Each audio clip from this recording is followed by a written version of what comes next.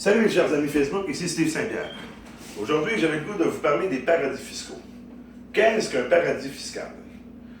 Un paradis fiscal, c'est un État qui pratique le secret bancaire, tout simplement. Le secret bancaire, c'est quoi? C'est que, tout simplement, tu es un numéro.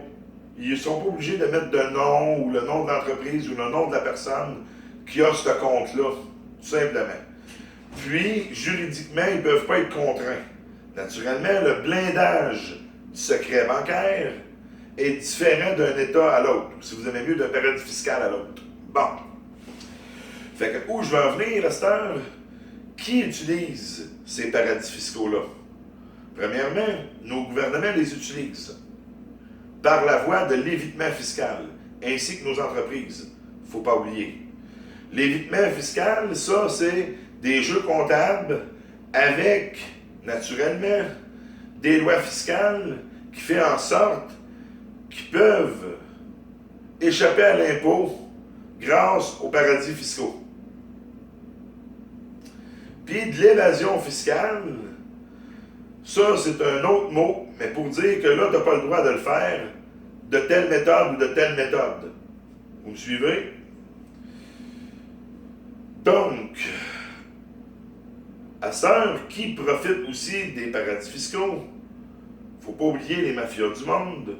Ainsi, il ne faut pas oublier que tous les trafics mondiaux, trafic d'organes, trafic humain, trafic de femmes, trafic cocaïne, héroïne, tous les trafics au monde utilisent les paradis fiscaux. On pourrait dire que les paradis fiscaux, c'est une genre de grosse machine à laver qui se mélange l'argent soi-disant propre de nos entreprises et de nos gouvernements, qui se mélange à l'argent de toutes les mafias. Bon. À cette heure, les conséquences de l'utilisation des paradis fiscaux. Nos gouvernements successifs, depuis les années 70 et 80, essaient de favoriser un commerce mondial plus équitable, avec le traité de Gap, qui en est suivi avec l'Organisation mondiale du commerce en 1995, pour réguler le commerce mondial, pour qu'il soit plus équitable. Donc, on pratique ce qu'on appelle le libre-échange, qui favorise soit la suppression des taxes douanières à l'importation et à l'exportation, ou une réduction pour que ça soit équitable entre les pays qui ont signé, exemple, un traité de libre-échange. Mais ce qui vient biaiser cette équitabilité-là, c'est les paradis fiscaux.